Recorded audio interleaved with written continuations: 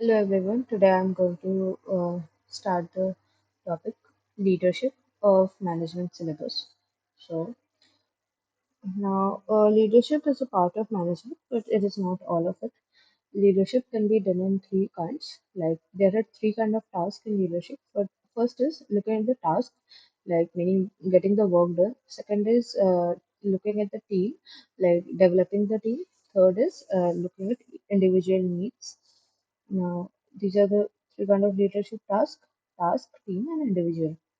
Now, leadership, like leaders, are executives who can direct, guide, and influence the behavior and work of others towards accomplishment of specific goals in a situation. The ability of managers to induce the subordinates to work with confidence and zeal, this is known as leadership. Now, how is leadership different from management? Leadership is like power derived from personal characters, but in management, power is derived from the authorities. In leadership, the leaders create a kind of vision and purpose, while managers deal with establishing a structure.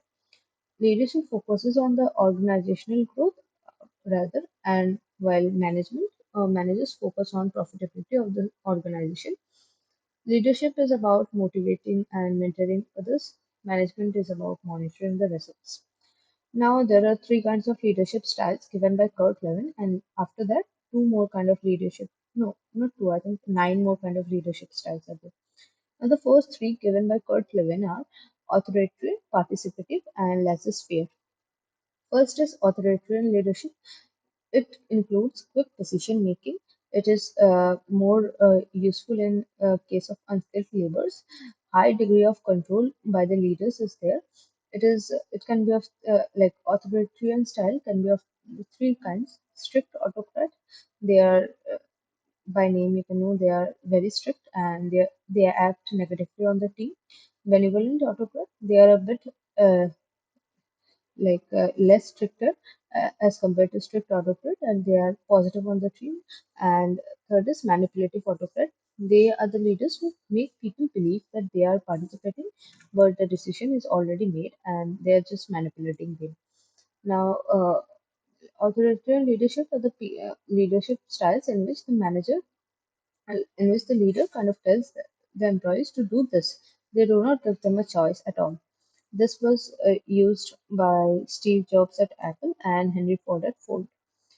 Now, participative leadership, it is also known as consultative leadership or shared leadership. It encourages staffs to actively participate in the decision-making process.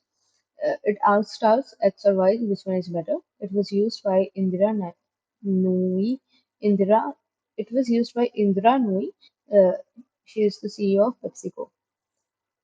Third one is laissez-faire leadership. It has a very low control over the employees. Okay, laissez-faire is also known as delegative leadership, free rein style, or permissive style. It adopts a policy of not interfering at all with the workers. It is useful in case when the staff is highly skilled and they allow the staff to make all the decisions as per as their wish. Like they let the staff think do X or Y as you see fit. There is very low control on the staff, and this was used by Berkshire Hathaway CEO, and it was also Berkshire Hathaway. It was used by Warren Buffett in Berkshire Hathaway. Delegated leadership to various. Okay, yeah.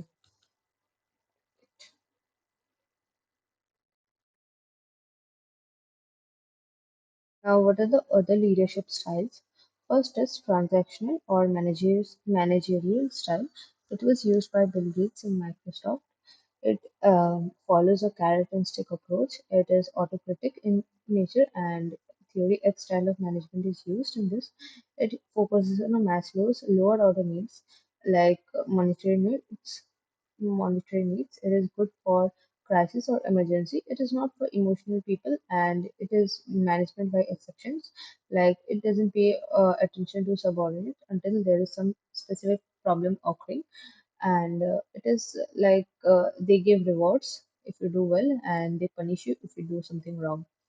Next is transformational style or selling style or democratic style.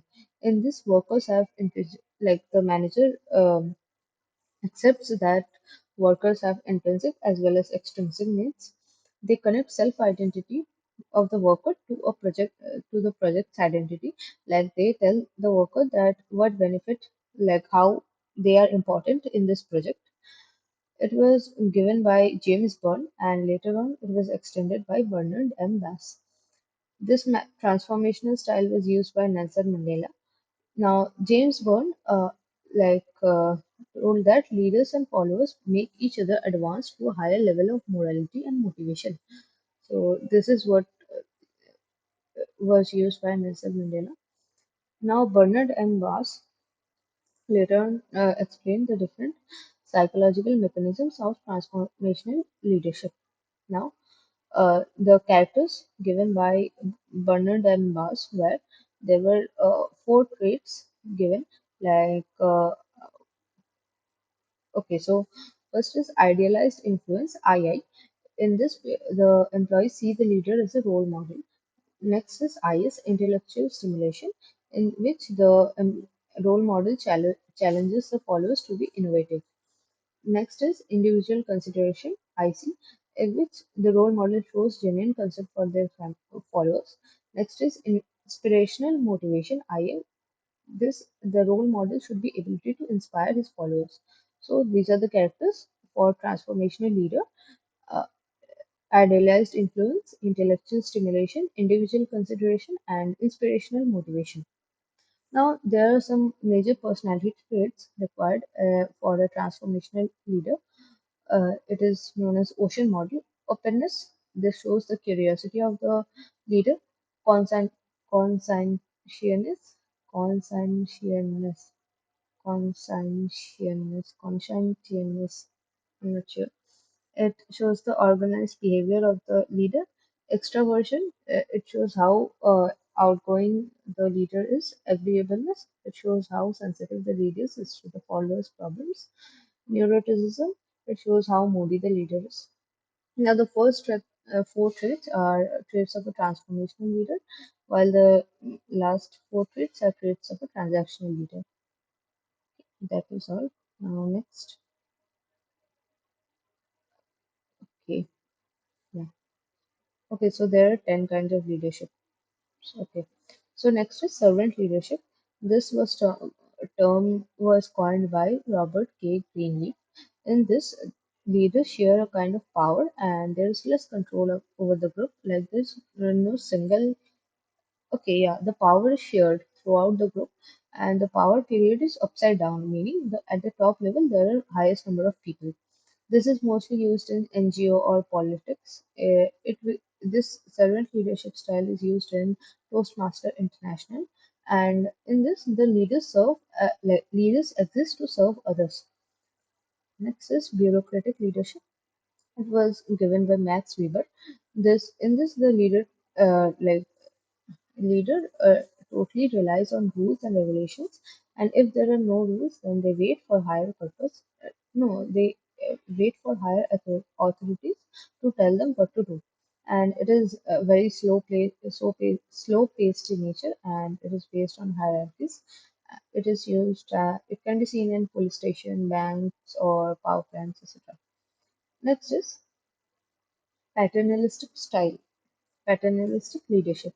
This is a typical dominant fatherly style of leadership. It controls the staff but also protects them, and they expect loyalty and obedience and hard work in return. They treat the staff as their own family, and sometimes a negative impact can be sometimes someone might find them too much dominant and breed resentment. Maybe like someone might feel that they are showing favoritism for a specific person. Next is narcissistic leadership. This is leaders when they are high on self love. They are self absorbed and arrogant, have ego, and they love power. Next is collaborative leadership. This is different from participate. Okay, this is basically when many organizations collaborate together. like Amazon collaborating with a local company. But this is different from participating leadership because this happens across many organizations, and in participative, happens only in one organization. Next is shared leadership. This is basically the serial emergence of multiple leaders in different situations, and in this, no, there is no particular main leader, and this can be disadvantageous in case they want one specific leader to be there, but there is no one since there are multiple leaders present. Next is authentic leadership. This was used by Narayan Murthy. Like in this, the leaders know who they are and they act on those values and beliefs openly, and their followers follow them based on those values. Next is affiliative leadership. This is the kind of leadership which promotes positivity, harmonious workplace, and team building. They focus on conflict resolution and they focus on creating personal connection between employees. The main characteristics of affiliative leadership are harmony, flexibility, and positivity. That is all. Next, we will learn about leadership theories. The first theory is trait approach theory, and I think it is some wait. Okay, so trait approach theory is also known as great man theory. This assumes that people are born with the traits. Yeah, okay. Okay, so this asks the question that are people born with the traits or the traits are learned? Now, in this, there are, I think, two theories, but only one we are studying here. It is Gordon Allport trait theory. This is major.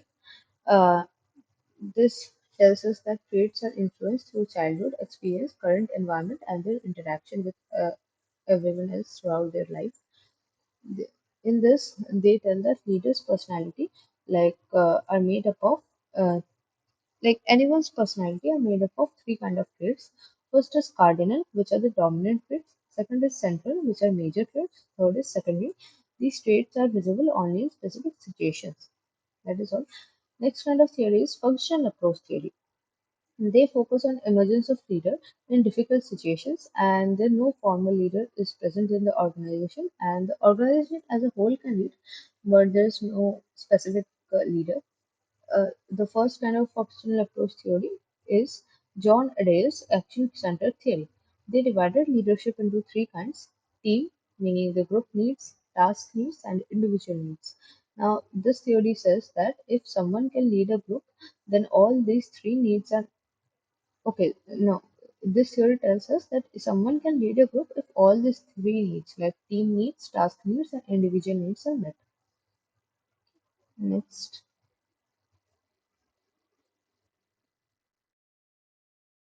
this is not the one.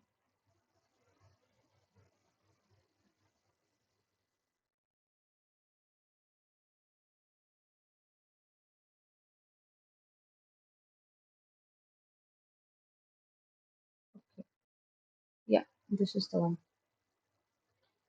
Next is behavioral approach theory.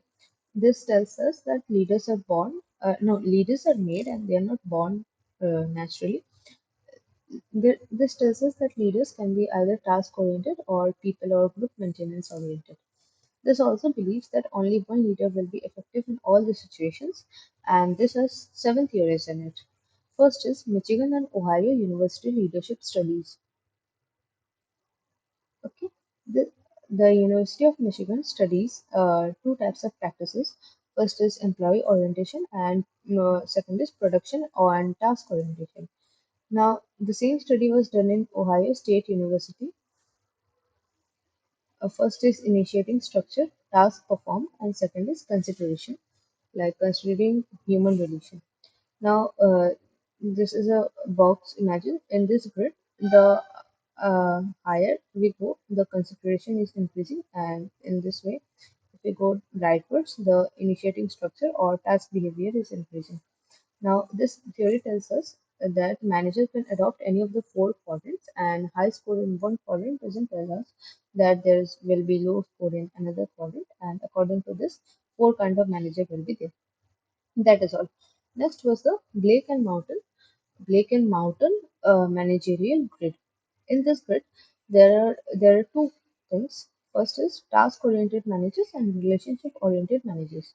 In this, people like managers can have either concern for people or concern for production. 1.1 meaning a low concern from people as well as low concern for production means that a manager is evading or eluding his task, and this is known as impoverished. High concern for production and low concern for people means that the manager is task oriented and they do not care about their employees. This is more of authoritative, obedient, control and dominating, and this is known as theory X. This is produce or perish. Next is high concern for people but low concern for production, meaning they are accommodating and they comply with people easily, and they are known as country club. Next is team, high concern for people as well as high production. This is a sound style, they contribute and commit as well. Now there is a middle of the road, which is 5.5. They balance and compromise if both concern for people and concern for production. Now updated Blake and Mountain grid contains two new styles. They are paternalistic and opportunistic. Next is WJ Redden 3D grid or tri-dimensional. This grid actually identified four leadership styles uh, based on relationship and task orientedness. Now, apart from the task, okay, no, that is all. So, in this grid, related, integrated, separated, and dedicated. Low relationship as well as low task orientation tells us separated leadership style. High relationship, low task orientation is tells us related leadership style. High task orientation, low relationship tells us dedicated leadership style. High relationship as well as high task oriented tells us that integrated leadership style. Now, apart from task and relation orientedness, a third dimension is there, which is known as effectiveness. Now, leadership style with okay, so this is relationship, this is task, and effectiveness dimension is in the middle of them.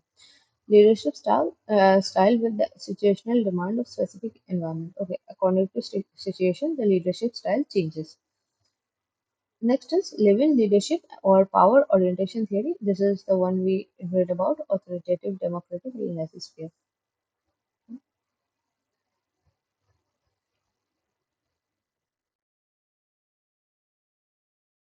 Okay, this is the next one. Next is Tannenbaum and Smith leadership style continuum. This tells us that leadership is not a cannot be told in boxes. Rather, they are a continuum that can be adopted in real life scenario rather than like different number of groups.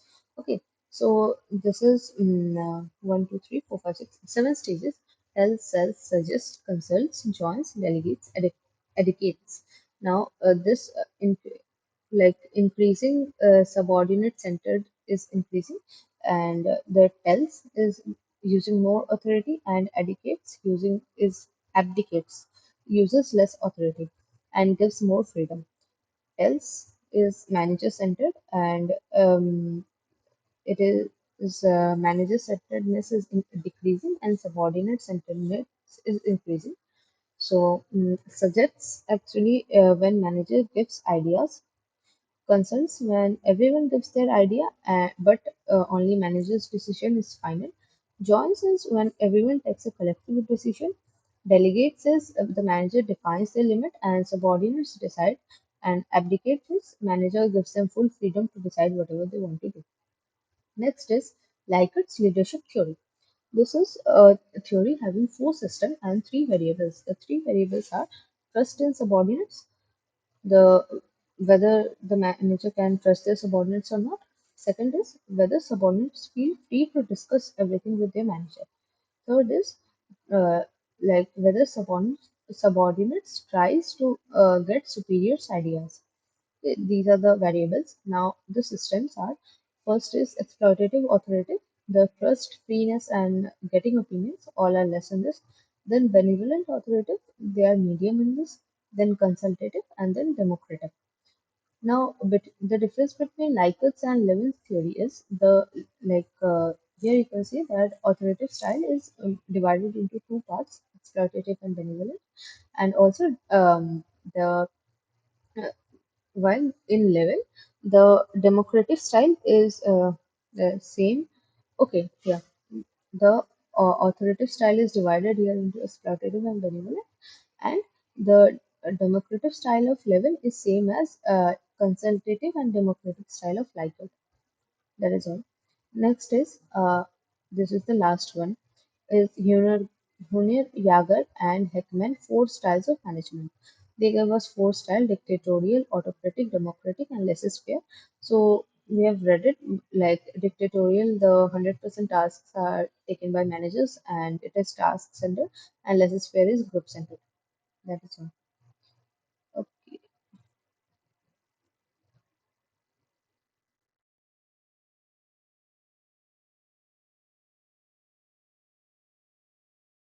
wait,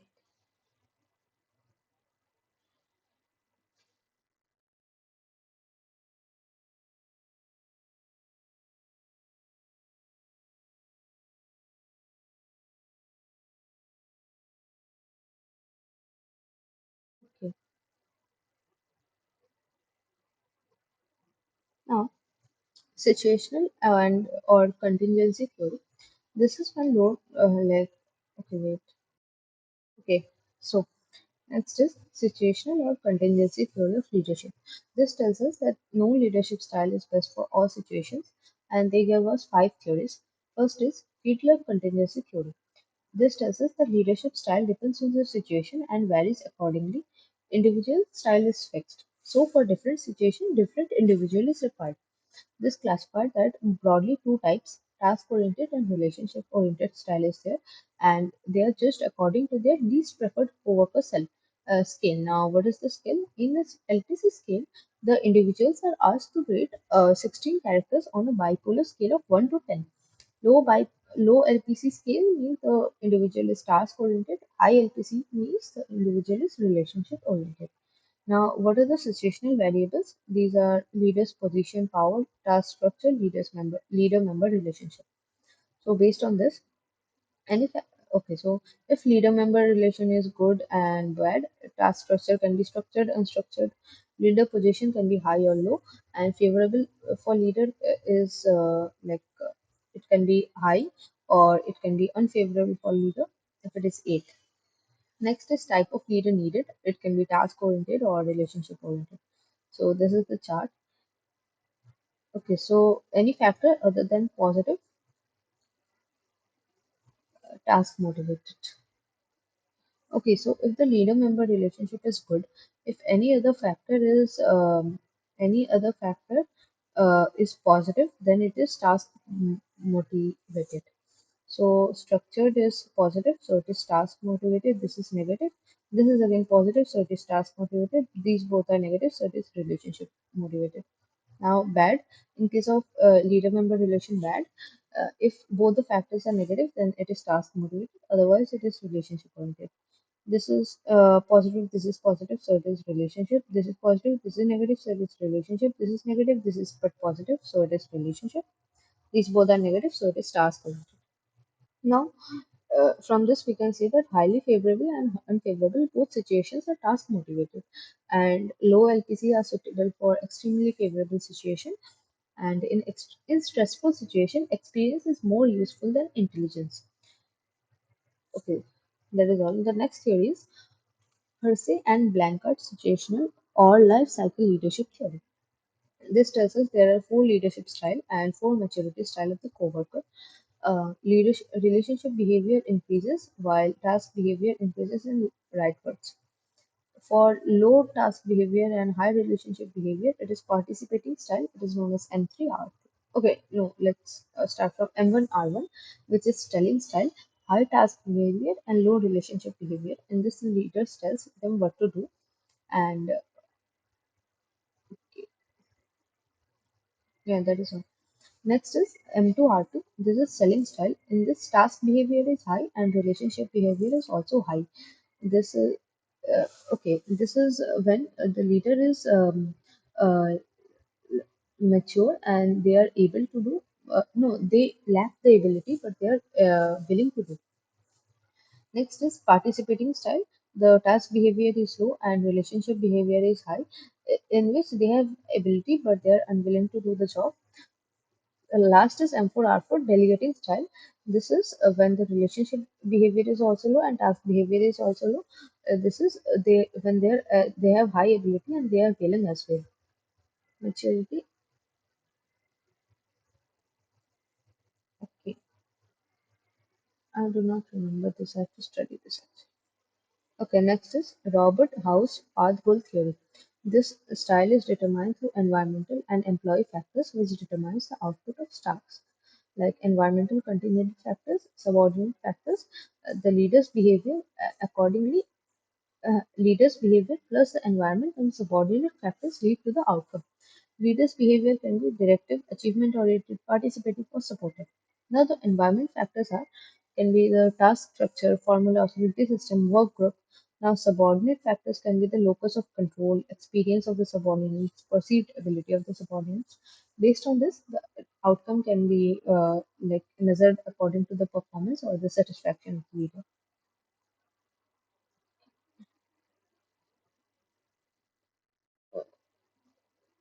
Okay, so this is the next one. This is a bit long chapter. Okay. So next is Bloom Yutham Jago decision making model or leadership participation model. This includes three factors, like it tells us there are three factors that influence our leadership style. It is decision quality, team commitment, or team constraint. There are five types of leadership: autocratic one, autocratic two, consultative one, consultative two, and collaborative. Now, autocratic one takes decision without any input. Autocratic two, they take decision the input, but they are not consulted. Consultative one, they take input and consult them individually. Consultative two, they take input as well as they consult the whole group together. Collaborative is they consult the group and then group takes the decision. Now, there are seven questions asked on the three factors, and based on yes or no, leadership style is determined, and this process is known as the decision tree. Now, the fifth theory is cognitive resource theory. This is given by Fred Fiedler and Joe Garcia in 1987. This tells us that in low stress situation, intelligence is important, but in high stress situation, experience is more important. And for simple task situation, experience and intelligence both are irrelevant. Fifth is okay, that was right. Now next is transactional approach or leader member exchange LMX or vertical direct linkage theory. This tells us this has a major focus on relationship between manager and the members. They tell us leaders don't treat each member same and they create an in-group and out-group. And this in-group and out-group is based on personal compatibility, subordinate competence, and extroverted personality. If all three these three are present, then the person is welcomed in the in-group of the leader. Now, factors impacting the LMX theory. These are the follower characteristics, leader characteristics, and interpersonal relationship. Relationship is developed in three stages. First is role taking. This is the new member joins and managers take time to assess them. Next is role making. The manager categorizes them in or out. Third is routinization. The routines between manager and members are established.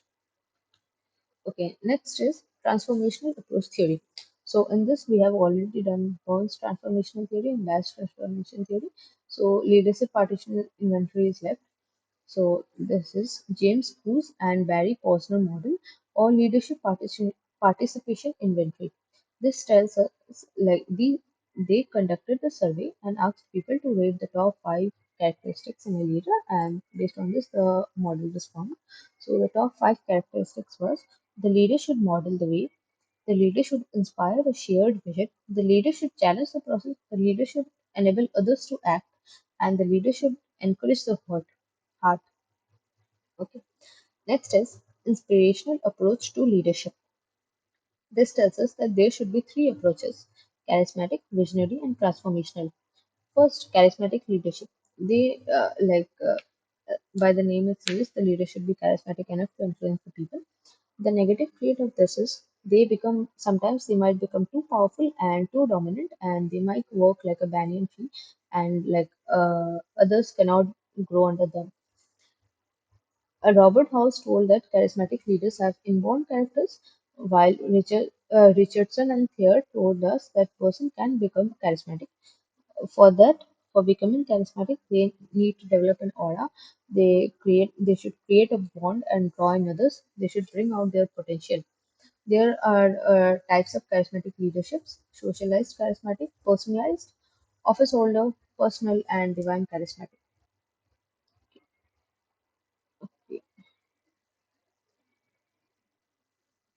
Okay.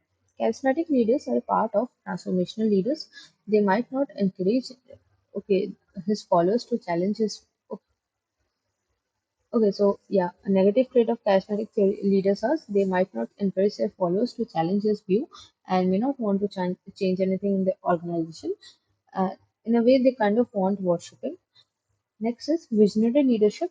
These are the leaders who have some charisma, but they are risk taker, they are a learner, and they are persuasive communicator and influencer as well. These qualities are acquired qualities, and a source of loyalty is shared vision. Next is system approach theory. In this, two systems are there: technical and social. Four leadership pattern can emerge from this. Formal, this is based on the position held by the individual. Emergent, this is based on the skill and knowledge. Shared, this is based on individual accountability and self-control. And last is integrative.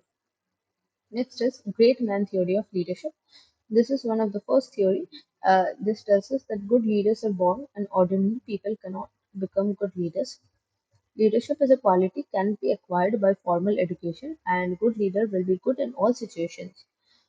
The criticism is obviously that good leaders are not born, and ignores situational variables. Next is Zenger's Folkman 10 pattern leadership flaws. Okay, okay. This theory tells us that 10 flaws which results in an ineffective leadership.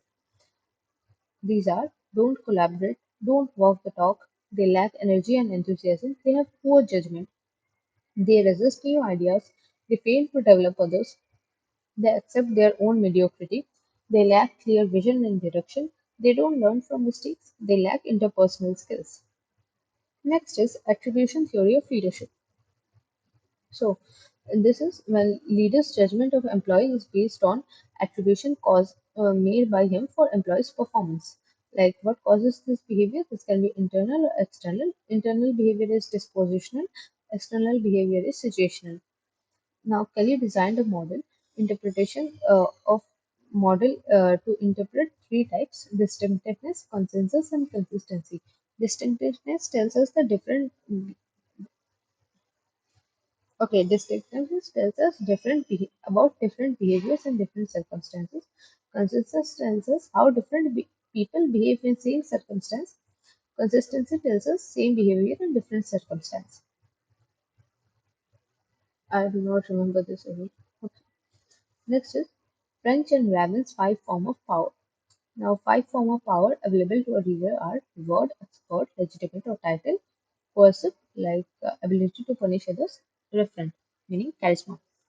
Now, the style used in Indian organizations are family based, these are used in Hero Motors, professionally managed, used in Infosys, and public sector, used in ONGC. That is all. Thank you.